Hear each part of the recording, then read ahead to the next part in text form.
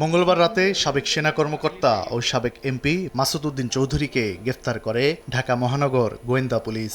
৩ তারকা সাবেক এই জেনারেলকে গ্রেফতার করা হয় তার রাজধানীর বারিধারা ডিওএইচএসের বাসা থেকে। কিন্তু প্রশ্ন হচ্ছে, কে এই মাসুদ, কেন তিনি বারবার আলোচনায়? ২০০৬ সালের শেষের দিকের ঘটনা। তত্ত্বাবধায়ক সরকার ব্যবস্থা নিয়ে মতবিরোধ চরমে রাজনৈতিক দলগুলোর মধ্যে। তৎকালীন বিরোধী দল আওয়ামী লীগ নির্বাচনের বর্জনের ডাক দিয়ে শুরু করে আন্দোলন। সারা দেশে ছড়িয়ে পড়ে সহিংসতা। এর মধ্যে তৎকালীন রাষ্ট্রপতি ইয়াজউদ্দিন আহমেদ তত্ত্বাবধায়ক সরকারের পদ ছেড়ে দেন। ২০০৭ সালের ১১ জানুয়ারি জারি করা হয় জরুরি অবস্থা। যাত্রা শুরু করে সেনা সমর্থিত তত্ত্বাবধায়ক সরকার। বলা হয়ে থাকে, জরুরি অবস্থা জারি এবং সেনা সমর্থিত তত্ত্বাবধায়ক সরকারের গঠনের বড় ভূমিকা ছিল মাসুদ উদ্দিন চৌধুরীর।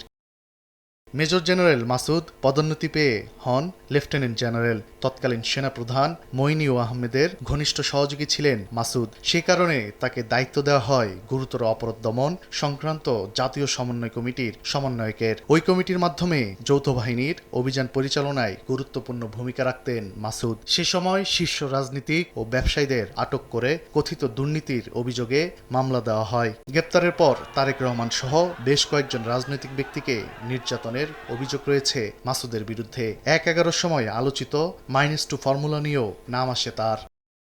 ২০০৮ সালে বিতর্কিত সাবেক সেনা কর্মকর্তা মাসুদকে অস্ট্রেলিয়ায় বাংলাদেশের হাই কমিশনার হিসেবে নিয়োগ দেওয়া হয়। আওয়ামী লীগ ক্ষমতায় এসে তার চাকরির মেয়াদ ৩ দফা বৃদ্ধি করে। চাকরি জীবন শেষে ব্যবসায় যুক্ত হন মাসুদ উদ্দিন চৌধুরী।